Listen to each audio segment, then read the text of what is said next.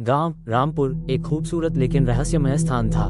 चारों ओर हरी भरी फसलें, नदी का कलकल बहता पानी और पक्षियों की मधुर आवाजें थीं। लेकिन इसी गांव के एक कोने में एक पुराना खंडहरनुमा हवेली थी, जिसे भूतिया हवेली कहा जाता था।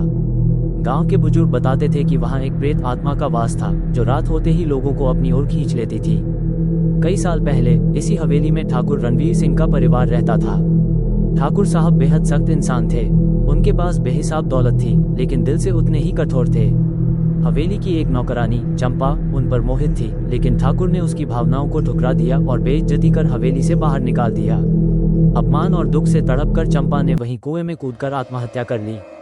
उसकी मौत के बाद हवेली में अजीबोगरीब घटनाएं होने लगी। रात में किसी के रोने की आवाजें, अचानक चीजों का हिलना डुलना और हवेली के आसपास अजीब साया दिखाई देना। समय बीतता गया, लेकिन हवेली की डरावनी कहानियां खत्म नहीं हुई। गांव के लोग वहां जाने से कतराने लगे।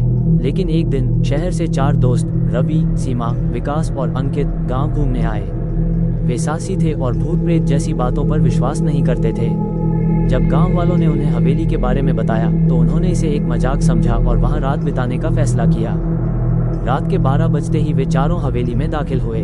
अंदर घुप्पर अंधेरा था, हवा में सड़ांध थी और चारों ओर धूल जमी थी। जैसे ही उन्होंने अपना टॉर्च जलाया, हवेली की दीवारों पर लगे पुराने चित्रों की आंखें उन्हें घूरती हुई महसूस हुई।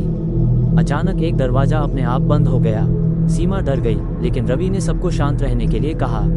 वे अंदर बढ़ते गए और एक कमरे में पहुंचे, जहां एक पुराना झूला था। अचानक झूला अपने आप हिलने लगा। तभी सीमा को लगा कि कोई उसकी गर्दन पर हाथ रख रहा है। उसने चीखते हुए पलटकर देखा, लेकिन वहां कोई नहीं था। तभी अंकित को महसूस हुआ कि उसके पैरों पर किसी ने ठंडा पानी डाल दिया है। जैसे ही उन्होंने नीचे देखा, फर्श पर लाल रंग का तरल बह रहा था, जैसे खून हो। डर के मारे वे भागकर हवेली के बाहर निकलना चाहते थे, लेकिन दरवाजा बंद हो गया। तभी हवा में एक महिला की करुणामयी आवाज गूंजने लगी, क्यों आए हो मेरी दुनिया में? और अचानक सफेद साड़ी में लिपटी, बिखरे बालों वाली एक आत्मा उनके सामने प्रकट हुई।